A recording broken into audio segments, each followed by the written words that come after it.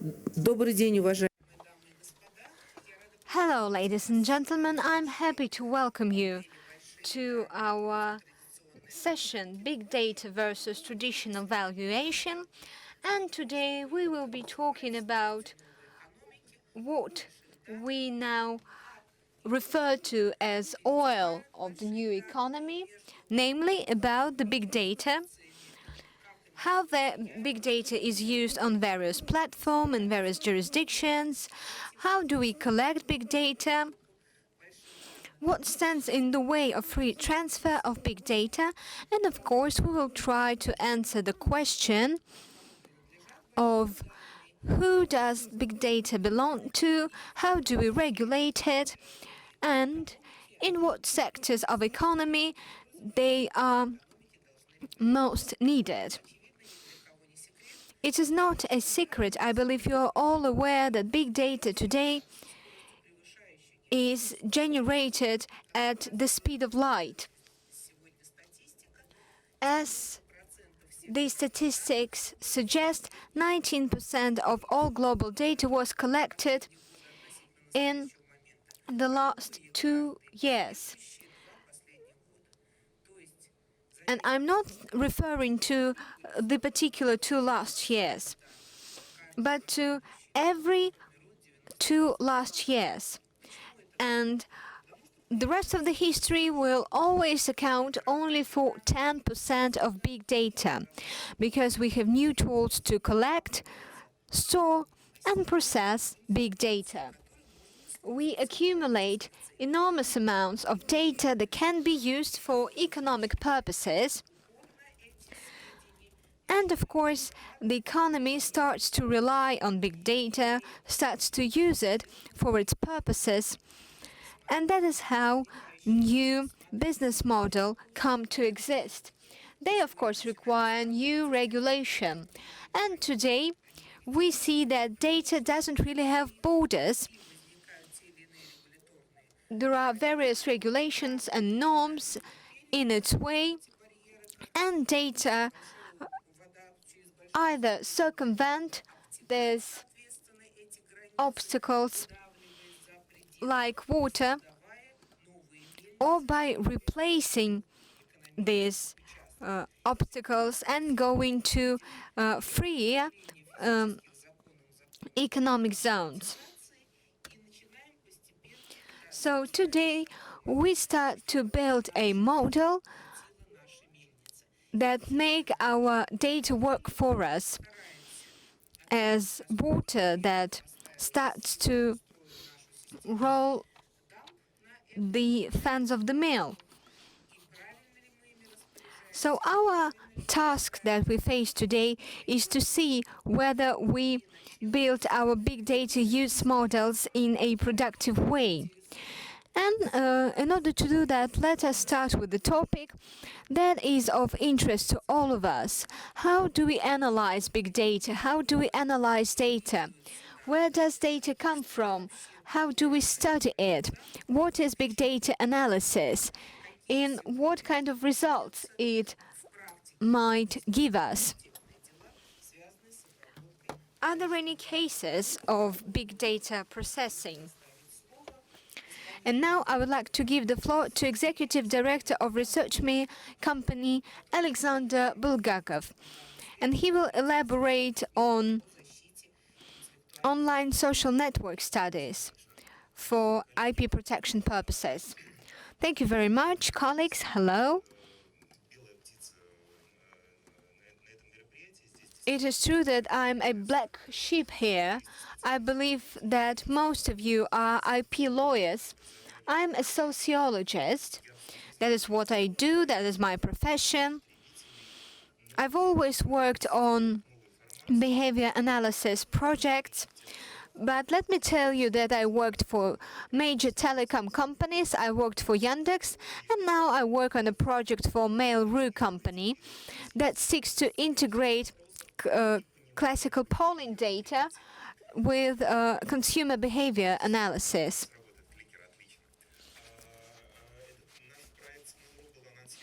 Our project was announced 2 years ago, And the idea is to integrate polling data with data collected by two major Russian social networks, VK and Одноклассники, both belonging to Mail.ru group.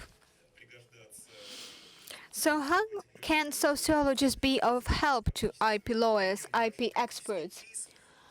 Let me illustrate it with a case. How sociologists do help IP lawyers.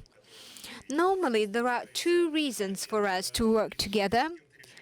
Either we decided to go to court or we are subpoenaed to court because of a trademark dispute.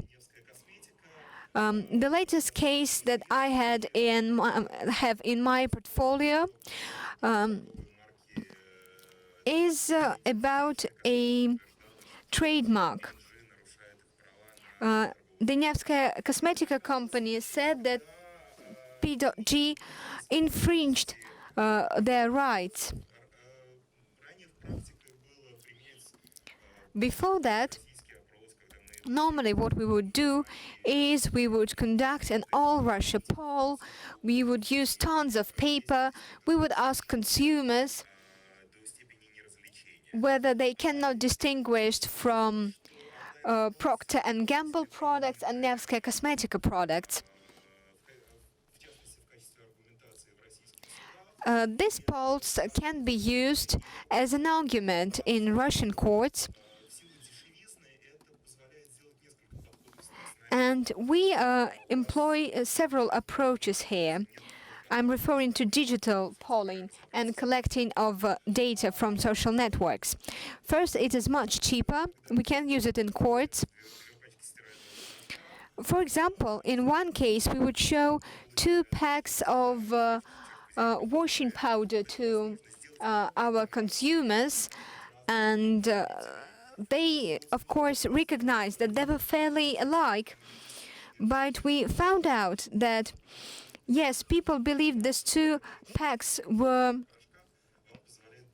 very much alike because both of these packages had handles. It was a 6-kilo pack.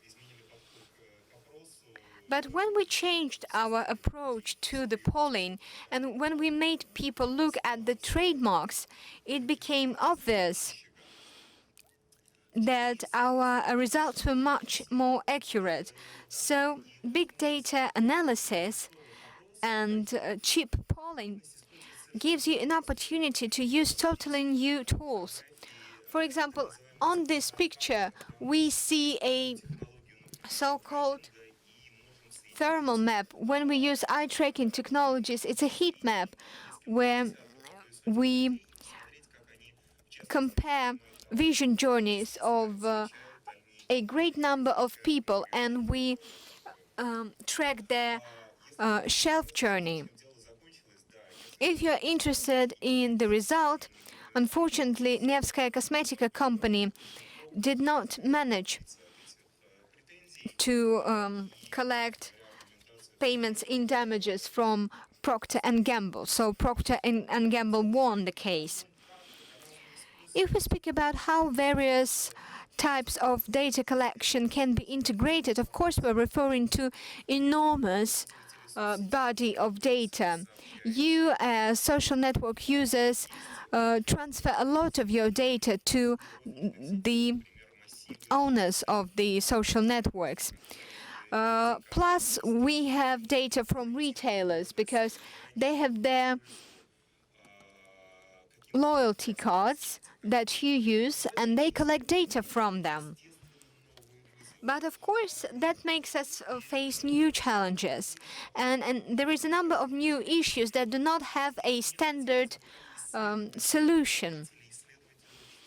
And of course, for me, it is of interest as a sociologist to act as consumers' attorney, because people are the primal source of data, and not only of data. You, as lawyers, were probably taught that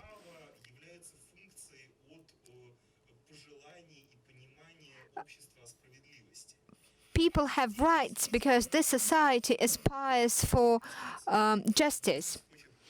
And we have a collision of interest here. Businesses want to see a better economy thanks to the use of data, and consumers want to be treated properly. We know cases when big data processing led to destruction of trust. For example, let us remember the Facebook case. And of course, we do not want to see the trust being damaged. Of course, consumers agree to their data being processed when communication companies give their data to the state for them to build better infrastructure and better roads. They agree to transfer their data to retailers if it helps retailers to adjust goods and services to consumers' needs. But the best case scenario is in China, where just like in our country, they have major national players in social media sector, and where they use big data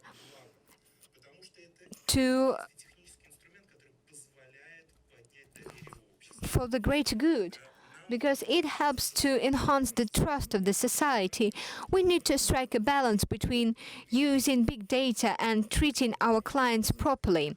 That would be close to what they have in China. And in this case, it would be both beneficial for businesses and for consumers who won't be scared about companies using their data. I'm sorry I ran out of time, but I am very passionate about the topic.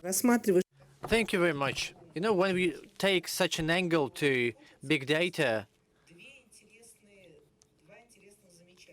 you always want to say two things. I said already about the accumulation of data. The second thing is the research that shows that a experienced psychologist analyzing your social network account can look into what likes you give to other people and say and tell you who you are. Because that person, experienced psychologist, can know you better by analyzing your social media account than a person who lives next to you in a building. By analyzing 200 to 300 likes you gave other people, a psychologist can know you even better than your spouse.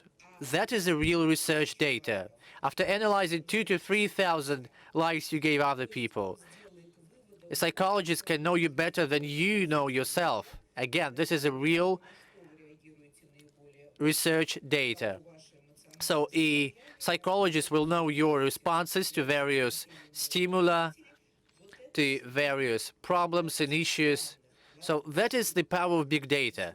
You see, big data give new opportunities to analyze consumer behavior and new ways to analyze the demand, to help you adjust your marketing, to also control the society in a way. So the problem we are faced today is the depersonification of data. That's what should be done. But the current regulation does not regulate these matters because the regulations we have, they do not cover that area.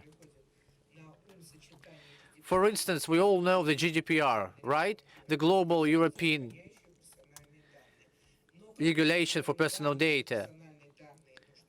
We say, yes, we need our data protected, but we forget that personal data on the social media is being given freely to everyone.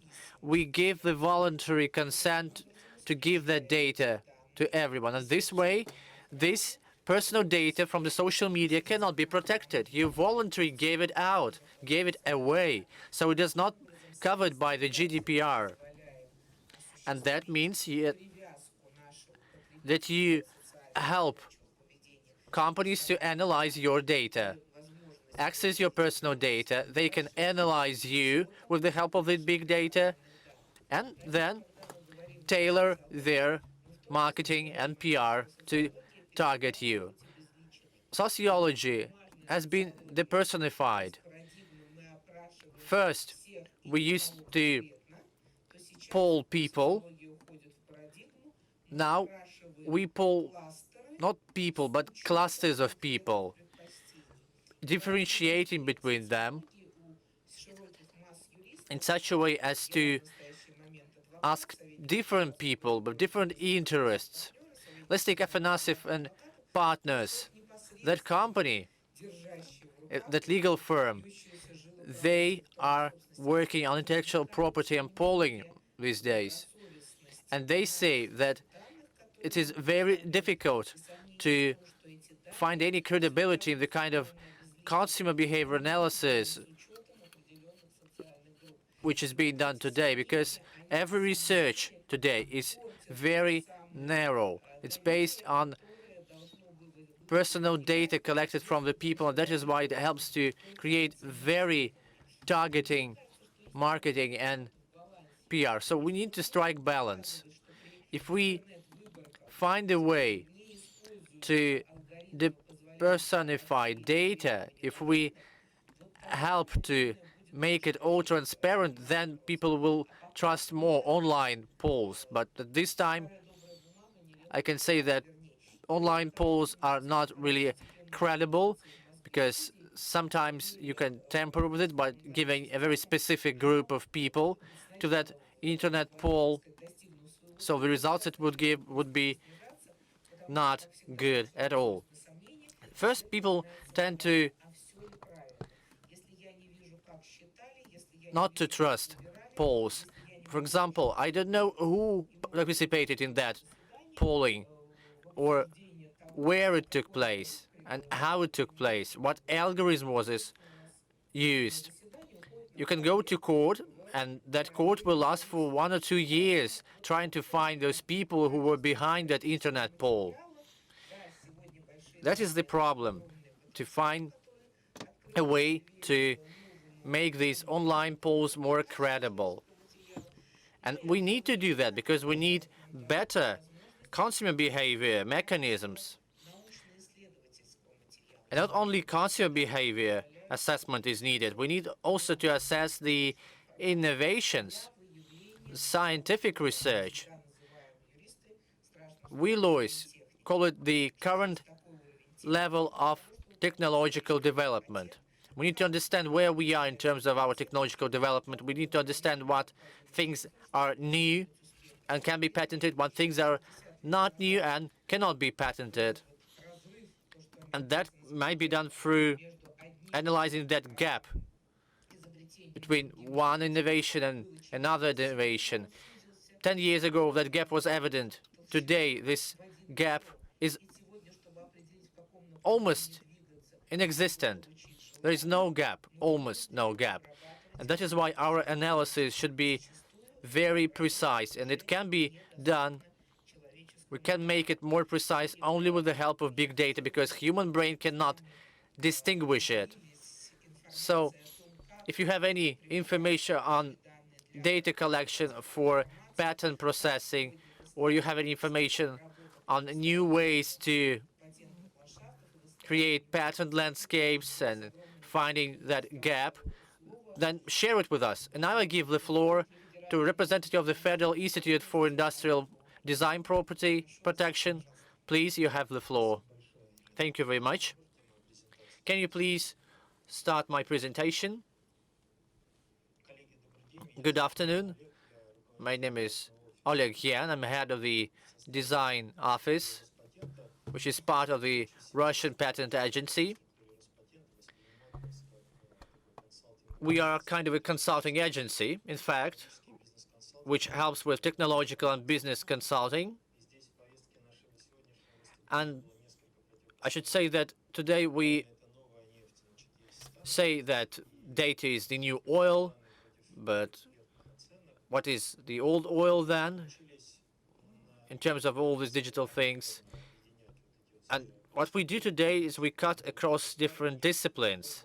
So I'll be talking about the new oil, the old oil, expert evaluation, and big data valuation too, because we really need to combine all these disciplines together.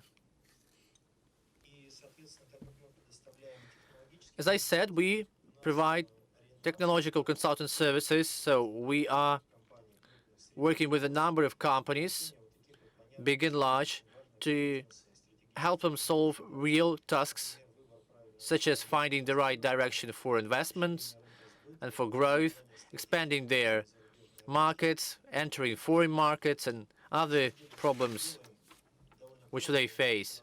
What we do is quite simple, I think. I even explain it to 5 to 6 year old children just to try whether it can be explained easily, and they understood it. We take a client, and that client wants something. For instance, Gazprom Neft case is on the slide. They want to create new catalyzers for hydrocracking. Okay, we take that and we look what other companies work in that field in the world. We find competitors. After that, we dig deeper into their technologies, into their solutions, on how they do these catalyzers. After that, we look at the markets where these companies operate and how they protect their intellectual property. By finding answers to these questions, we can give the right kind of advice to our client. Just look at the right hand side of the slide. You see that Gazprom Oil has a number of very important tasks that they want to achieve to reduce the pollution during the cracking and enhance the efficiency. So we analyze patents across the world and we look into who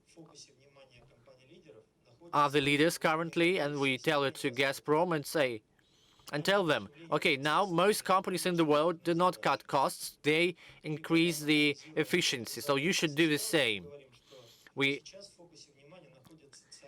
analyze something else, like the kind of purification which is used in this process.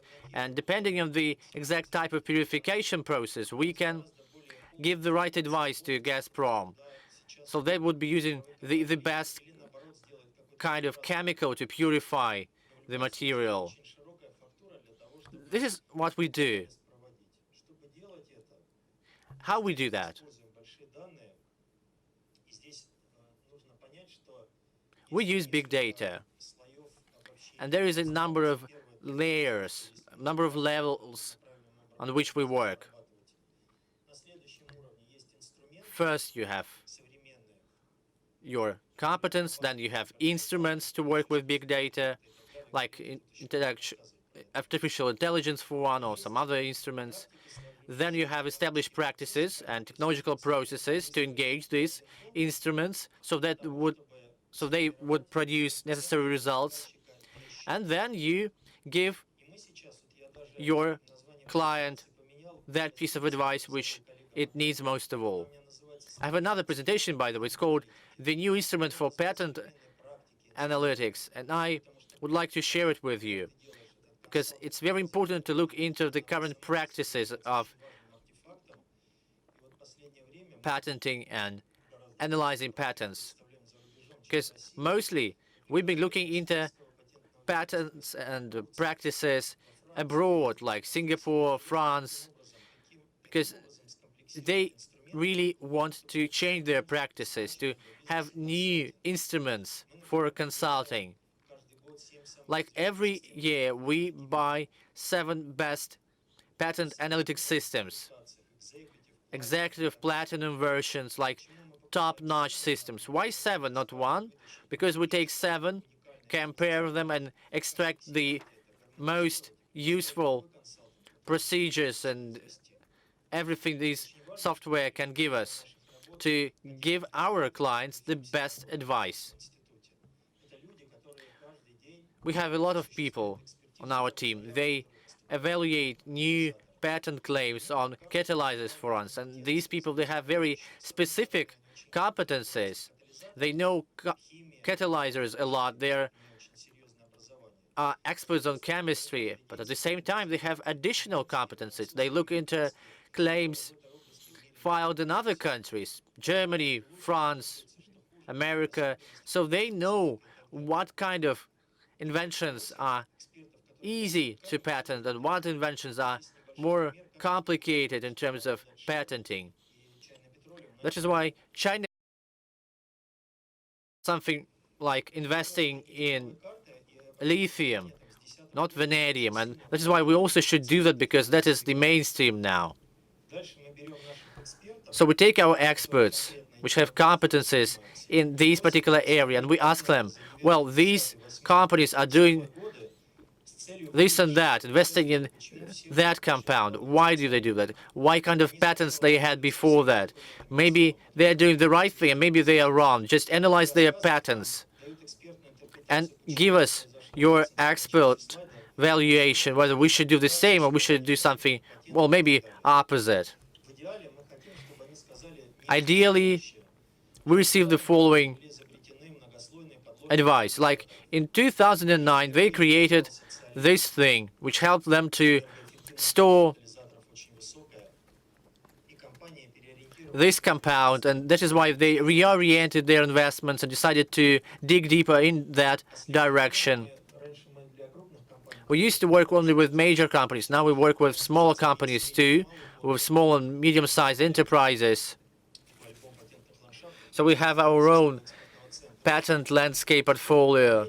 It comprises 4 most promising direction of investments, 4 main Russian strong points: organics, breeding varieties, crops. That is one of the strong points we have. So we created that portfolio of patents in that field to show our clients the current global tendencies. Or take L'Oreal or any other company. And we will see that L'Oreal company collects a lot of technical solution across the globe to use it in their manufacturing process. And we need to provide a set of recommendations for Russian companies. And we cannot simply tell them, do what L'Oreal does, because it will cost a lot. Plus, they need infrastructure, they need R&D centers. We tell them quite the opposite. What we tell them is, look into what L'Oreal does, then look for companies who do something similar in Russia, who does it, and work together to make a product with a greater commercializing potential. There was one more case with the analysis of fibers. We find out that there were fibers that were much more durable than carbonic fibers. And we find out that the technology belonged to a Japanese company called Terray. After analyzing all of the graphs and data at our disposal, we made 4 recommendations to our clients. We said that there are 4 various behavior strategies. A European one, a Japanese one, a Korean one, and a Chinese one. All of them has its own risks. And by following one of those strategies, you will establish a path of development. We have a lot of similar projects, of strategic projects, operational projects. One of these services is called R&D Entourage, where we help our clients to understand whether they need to finance some certain program. For example, Gazprom has around 100 offers per year, and the return on investment is at a very high level. And basically what this office said, that if you do not invest in this particular program, it will be the end for you. But how do you pick 10 out of the several hundred offers? Our tool, R&D Entourage, helped to understand, to prioritize various strategies. for the company. And lately, we feel like going beyond patent analytics. We want to go into technology management. We have a lot of partners with various companies in Russia who evaluate assets, who do scouting to have a more detailed business consulting product. Thank you very much. Thank you very much for your presentation. You know, I'm a financial analyst, and I was sitting here and thinking, there why the market nearly collapsed. Okay, because the oil and gas industry stopped to pay interest to vanadium. So these tools really give us an opportunity to see how the situation changes. 10 years ago, a financial expert would never study what happens with patent mapping. Because, you know, they would tell me that so many people now register their patents when I was thinking that a patent solicitor is a nice thing to do. But today we see a very strong correlation. And let me please tell you that when we try to explain why patents are better, is because you will be paid money for them. So if a company patents one technological solution in one country and another technological solution in 60 countries, the second one will be much more valuable. Thank you so much. When talking about patents and the fact that they cost some money, we cannot but say that Russia traditionally, starting from the Soviet time, didn't resolve the issue of patent valuation. We do not have lending mechanisms for patents. And one of the reasons why the situation is like that is because the state doesn't have a methodology to evaluate patents. There is a lot of work underway in this field, and of course big data provides us with new opportunities to evaluate patents and IP value, to conduct IP valuation in general. Now I would like to speak about big data's influence on IP valuation to the President of Board of IPQuorum, Alexander Sukhotin. Well, we will be speaking about a crowd lending platform, Co-Finance. It is a platform that was launched in summer.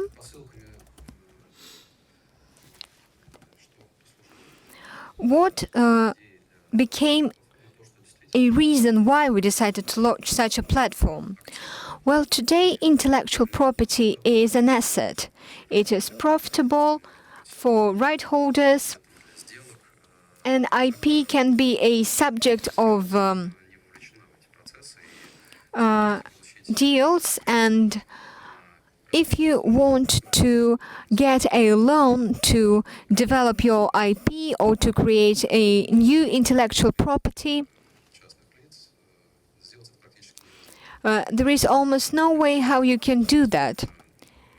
The banking sphere is so much far away from the IP market that it makes it impossible.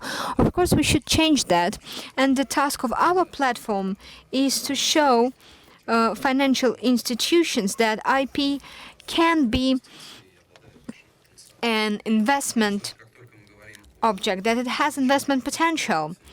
When we're speaking about fundraising, and when we're speaking about using IP as a collateral, the question is, how do we evaluate IP? Because deals with lending are quite long-term deals, so we should be mindful of revaluation throughout the time period when an IP work is a collateral. Of course, we see an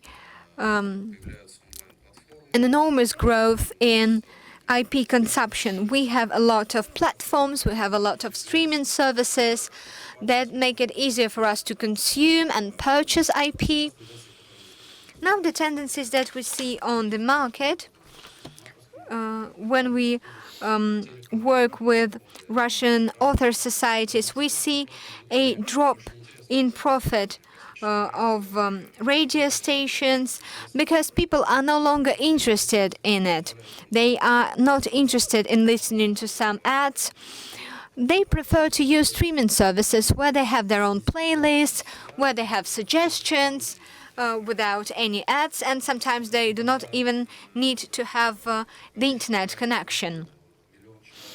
Some time ago, your classic radio station would have around 1 million listeners. Today, 1 million people can listen to a million of various playlists.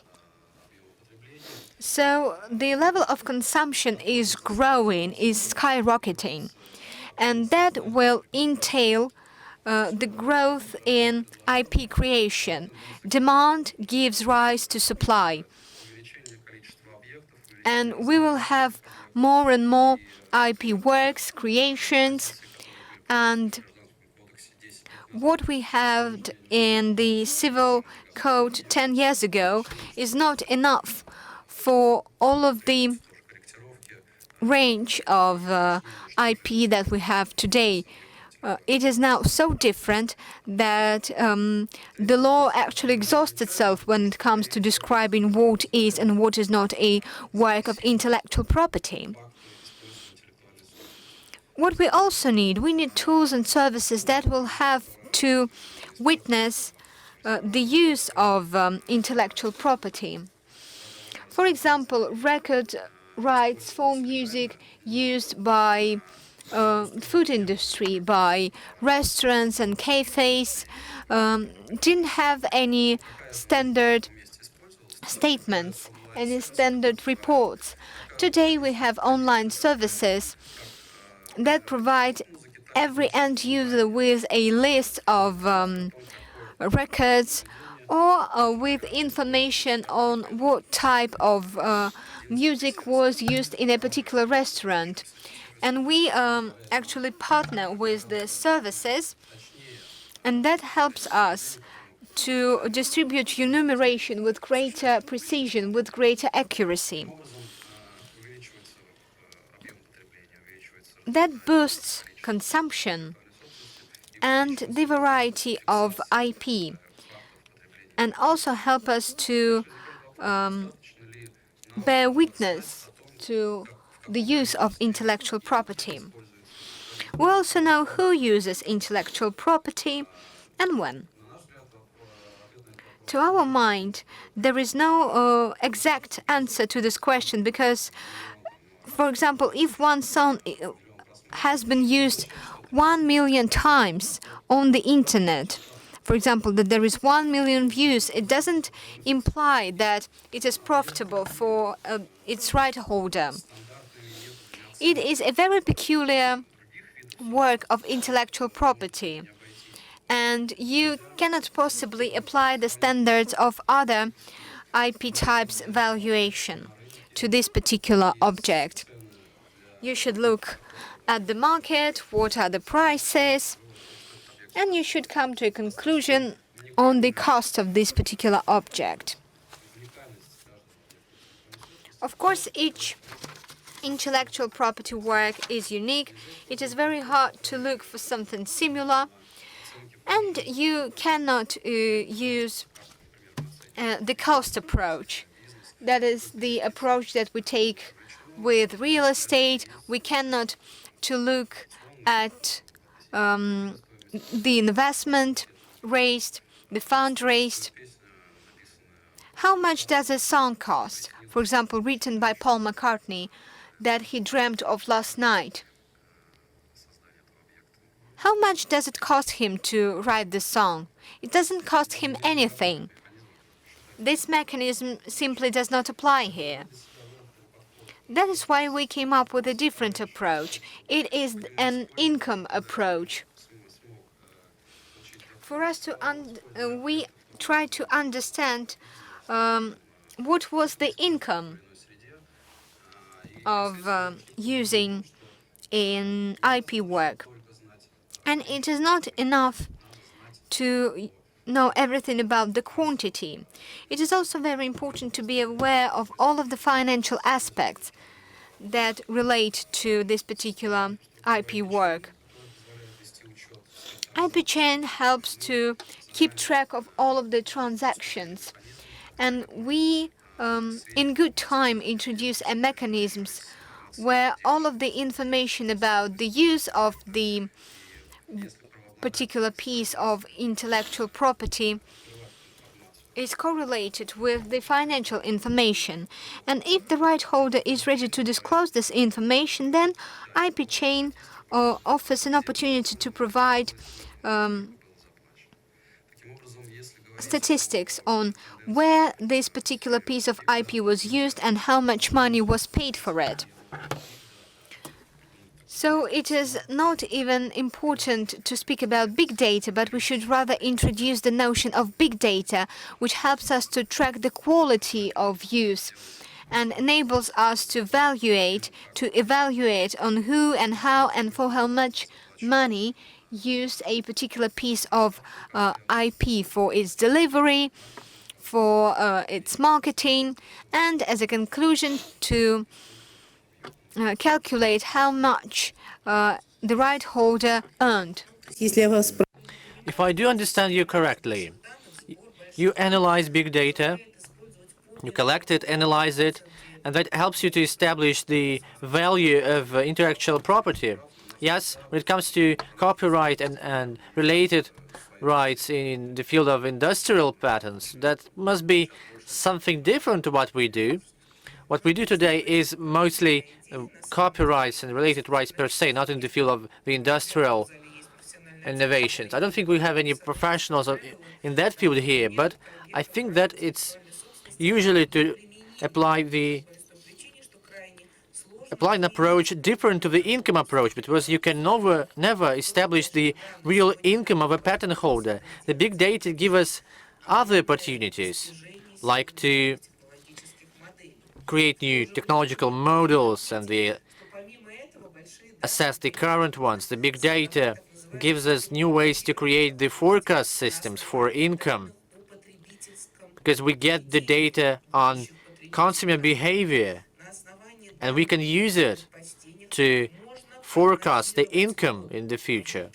We can forecast fashion and future demand, and we can even stimulate demand on some certain kind of music, this way manipulating the market with the help of big data in areas where it never existed. Like we all know about manipulation in the finance market, but now we can manipulate consumers in the field of media, even in the field of rights themselves. We can manipulate behavior of consumers in the field of patents and intellectual property.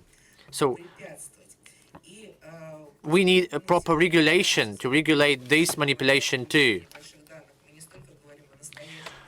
We are not talking about the day of today, we're talking about future mostly. So I would like to ask our expert, head of the Department of Technologies and Knowledge of the High School of Economics, would take part in this conversation and share the strategic approaches for artificial intelligence and how it can be used to develop the intellectual property market. So let's look into the future. Good afternoon, colleagues. First, I'll give you a number of slides and comment on the number of things my colleagues said. Then I show you a video on big data and give you my strategic overview. First, I'd like to respond to Oleg and then comment on Alexander's idea. Valuation is very complicated. Patent valuation, for example. A lot of people are racking their brains trying to create a model that would forecast, predict the value of a patent, but it never happens. Some articles I've read, they even say that a model would be the best if it would not depend on any metadata. It will be just saying $0, $0 again. Because when you put $0 on a patent as a forecast, you will be probably most accurate, because some patents fail, some patents succeed in terms of the commercial profit. Take movies. There is a blockbuster, there is some very popular movie, and there are unpopular movies, a lot of them, and it all balances out around the figure of 0. So when it comes to trends on the current market, it's the same. We never can predict it. So it's better not to predict anything at all sometimes. First, I would like to tell you what are probably the ways to find new instruments to assess the value of intellectual property, how to forecast it, because we need to understand not only the price of labels, content, but also we need to understand whether we should invest in it or not. Like 1 million people could listen to a song, but it doesn't mean that that song will be giving you profit. But if 1 million people wrote that they would enjoy a song that would be similar to that one, but would be a bit different, then it means that you need to invest in such a song so it would appear and people would like it and let you get profit. So that is why mind the behavior. Like millions of people write, I enjoyed this book, I enjoyed another like that. I would like to see some other book which would be similar to these two, but will have that kind of plot. So we need to invest not in the books which already exist, but in the ones which our consumers would like to read in the future. That's the right type of investments. Of course, we need to analyze competitors and their products. We need to assess the market. And then we need to assess the consumer expectations. We should never neglect consumer expectations. Robin Hood, for instance, he used to rob the rich and giving the money to the poor. Today, in our global village, we can never, almost never, manipulate the people at such a scale. If you make people angry, they think that your business is unethical, you cannot change their opinion. It will be the end of your company. We know such examples when huge aggregators of intellectual property in the field of science offend scientists. Scientists start to boycott them.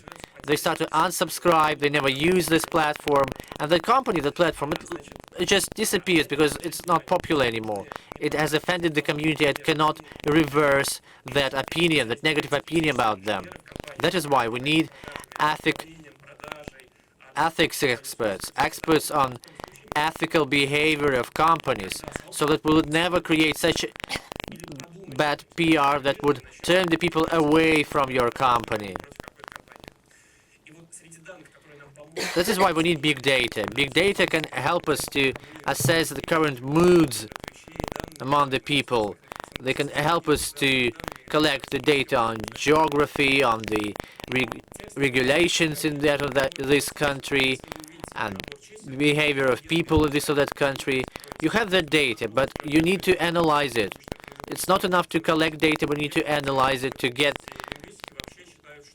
some sense out of it. Some say that language is part of our subconsciousness, like we are predetermined to know some certain language, like we inherited from our parents. And same goes for big data assessment. Some say that mining of texts is cheap, and it gives you insights instantly. But still, you need to analyze it. You need to analyze this data. Only insights you get after proper analysis can give you real benefit. For instance, we come through a number of revolutions over the last years. We've seen a number of new languages which are established on the foundation of artificial intelligence and new vectors and everything. And these new languages were used to create new technologies, new solutions. Like, we can now analyze sarcasm and irony in the language of people thanks to these new algorithms. And that is important for consumer behavior analysis, because older algorithms would see irony and sarcasm for what they are, at the face value. These algorithms did not understand that irony and sarcasm mean the opposite. Now we have algorithms which get irony and sarcasm, and it helps a lot. Also, new algorithms help you to write a text. You just tell to that algorithm what you want to see, and it can create a text out of your instructions. And some algorithm can pass the Turing test, but these solutions are very expensive. Like the High School of Economics and Sberbank, our leading bank, they have these technologies, but it takes you dozens of terabytes of data and thousands of documents to analyze and then create that algorithm that would help you to create texts instantly with the help of that machine learning and artificial intelligence technologies. And only those businesses which apply these new technologies, these new ways of analyzing consumer behavior, will be the leading in the future. And we at the High School of Economics, we can help companies with that, with consumer assessment. Our assessment is all about analyzing technologies. Oleg Yan has a similar system, I think. We believe that analyzing technologies and innovations is the key to success. We collect a lot of texts to analyze the current trends and tendencies. And let's take cartoons for children. Like, we have a lot of characters, right? Like Smurf and others.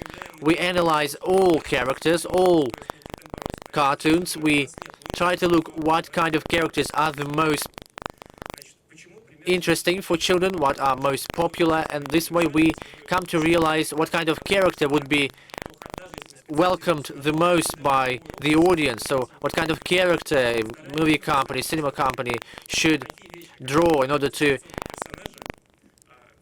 make a very successful cartoon. I think everyone likes cartoons, so this is why I chose cartoons as an example.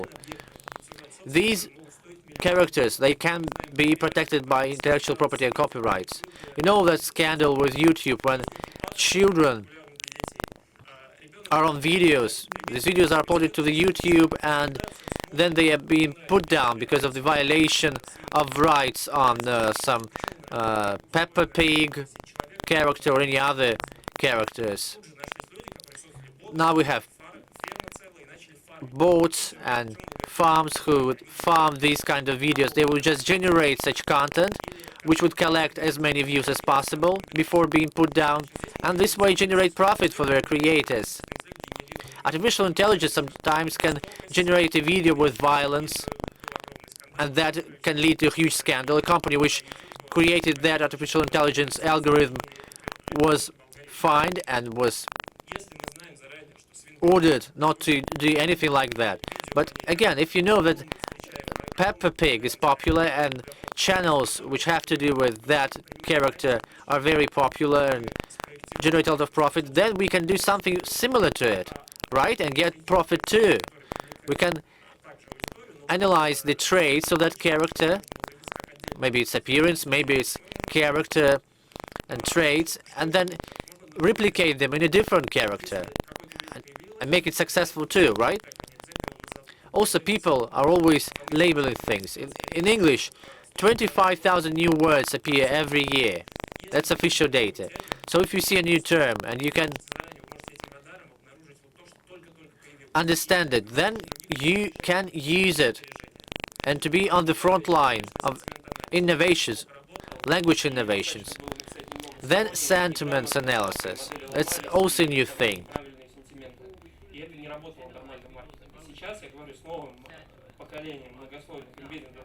New kinds of algorithms which can better analyze texts and decipher humans' emotions like sarcasm and irony.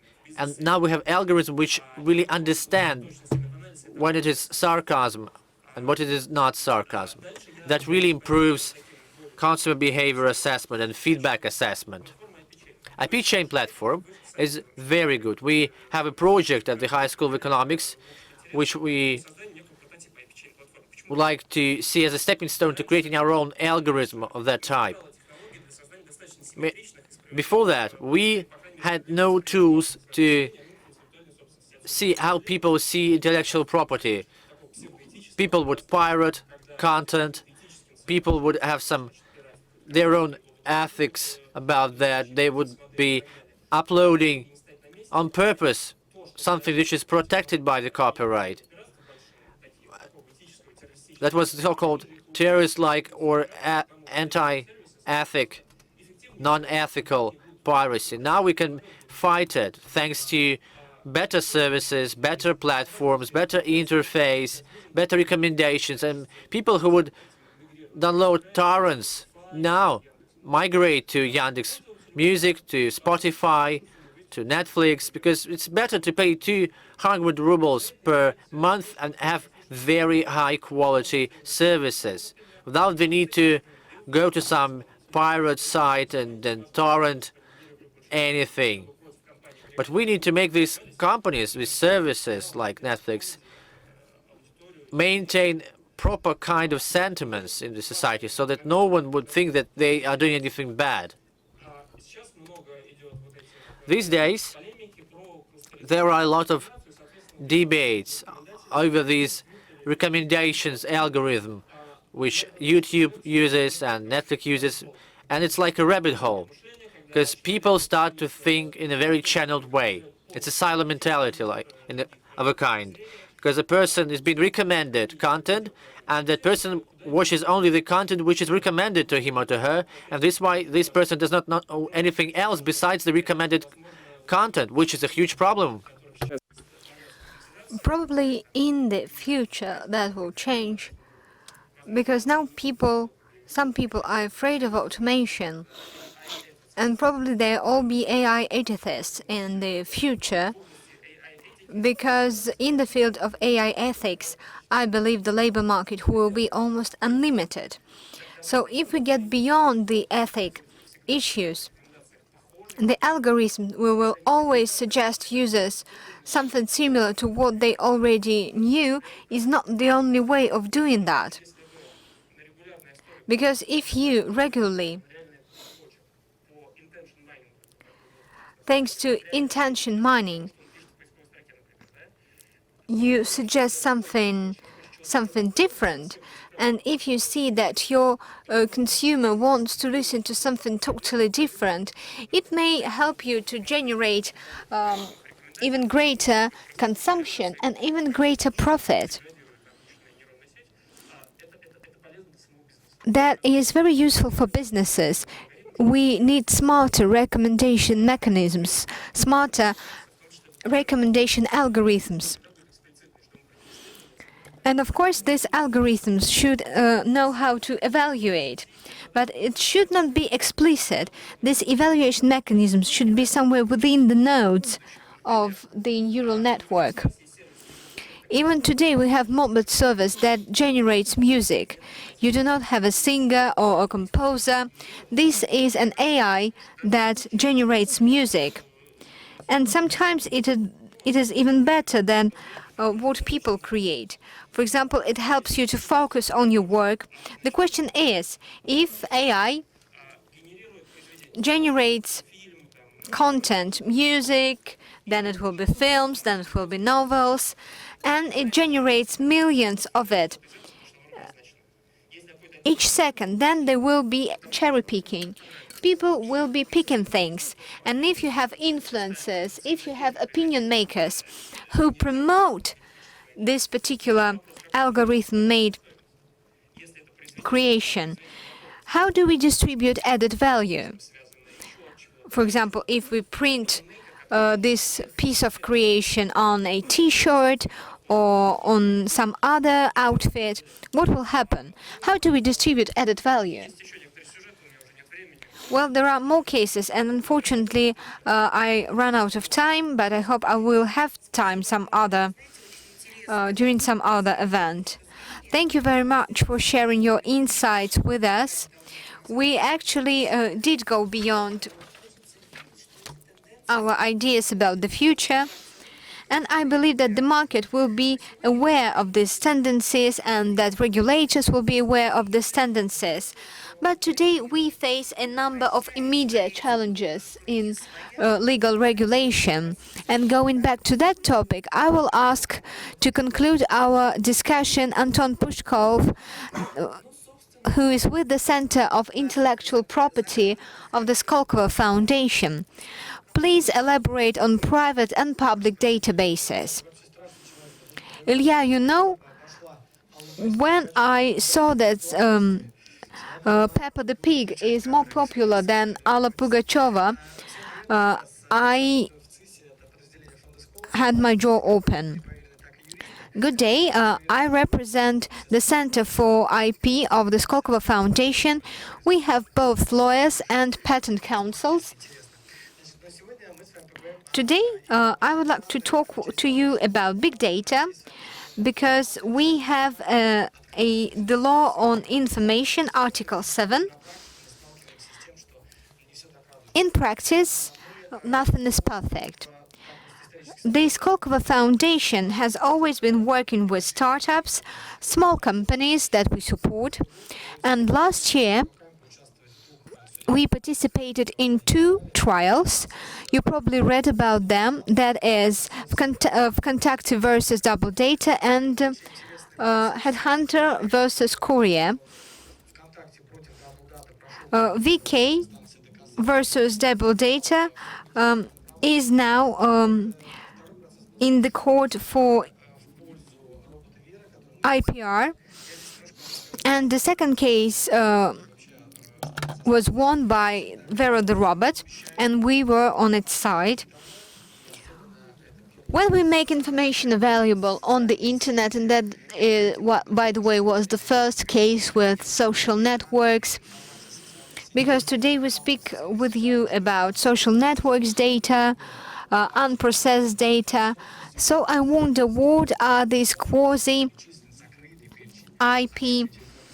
objects? Because we have actually a list of objects that are considered intellectual property, but now we have new types of IP that are not enumerated in this law. If I publish something on my VK account, I should understand that anyone can use it. But there are people who have a different opinion. I'm not saying that they're wrong. You should have your own position based on your experience.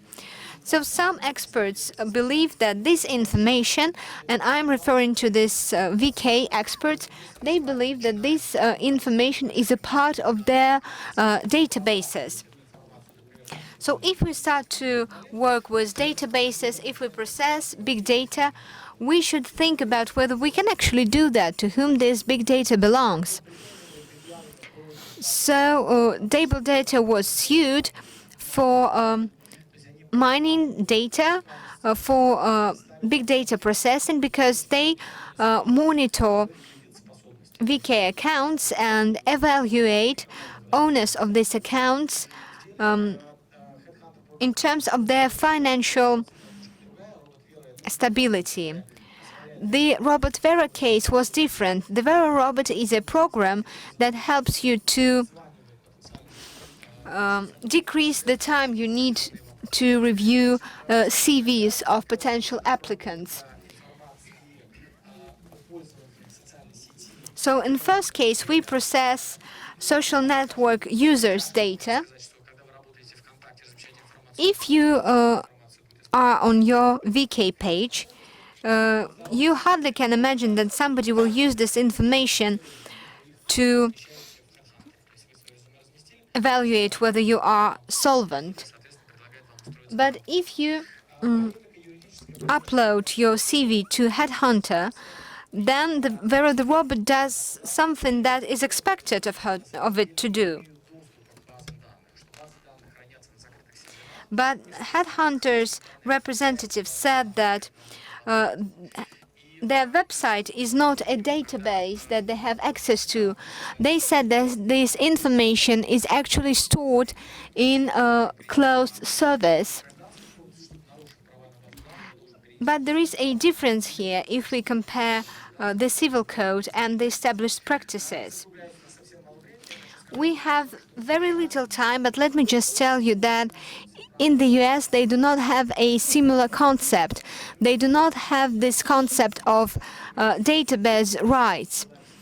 They had this case, HiQ Labs versus LinkedIn, when LinkedIn virtually prohibited HiQ case from to use information of LinkedIn users, and they went to court with it, and LinkedIn had to open this data. In Europe is the same. In order to make data available for processing, especially for scientific purposes, you simply need to access this information on the internet. But where is this border? How do you make your data private if you, for example, upload information to your web page? Should you be mindful that somebody can use this information? And thank you for this opportunity to speak. Thank you very much. In conclusion, let me tell you that we can unite all of today's presentation in a message. Each and every one of us is generating big data. And the way we are perceived by the big data and by the world depends on ourselves. And today, when we address our youth, when we teach people who in the future will become full-fledged part of our society, we teach them how to wash their hands and how to brush their teeth. But today, we should also teach them how to behave properly in the digital world. They should be mindful of what their digital footprint is and what kind of data is collected on the internet. They should be as much aware of it as of the fact that it is necessary to brush your teeth in the morning. And as soon as that happens, the better, because big data is becoming less and less private, but at the same time it becomes more and more objective. And probably when the balance is there, people will no longer fear big data. And our politicians will turn into more effective lawmakers. So probably we should leave this initial fear behind. And most importantly, our political elite should leave this fear behind. I would now ask our technical experts to turn on the video clip that we have, please. Видео, которое я вам скинул на флешку, включите, да? Буквально одну минуту.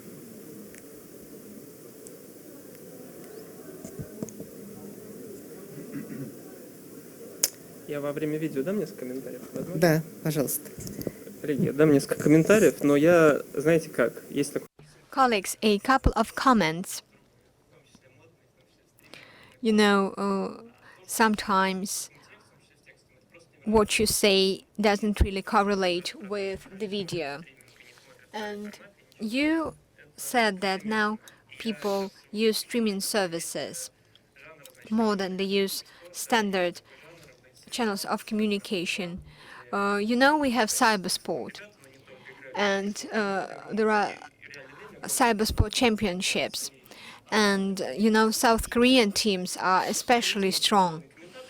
And professional commentators comment, and it looks as interesting as football games. And people prefer to watch this instead of some useful scientific channels. And by the way, experts are very unhappy with that. Google DeepMind trained a neural network to play this game, and this neural network won a game against two top players. So the speed is 500 activities per minute. This neural network had a lower bar, only 300 actions per minute, but still it outplayed these two players. I myself played this game, and I know that this kind of thinking was absolutely out of the box kind of thinking, because it seemed like this neural network was a human. And it seemed like its strategy was way more advanced, and it wasn't limited by the already existing preconceptions. And it is true that it adopted an out-of-the-box approach, and it won. It's still learning, and 1 week of learning is equivalent to 200 years of game time for people. For the first time, when it played, it actually lost one time. Then, after one more week of training, it won all of the rounds. So now what we see AI doing, it is very strategical, and many strategic analysts say that they want AI to propose information. For example, what should be the strategy, the development strategy for a state, for a country? Let artificial intelligence tell us what we should do, and let it argument, let it underpin its point of view. And when we have automated question answering with reasoning, when we have not only answers but arguments, then probably we will get closer to it, when AI will be a advising robot, if you will. Okay, and let's stop it here. Yesterday we discussed ethics and legal boundaries for the AI. Now we discuss big data, and big data has no limits. So let's learn how to navigate in this sea of big data. Thank you very much for your attention. Let's see you again next year.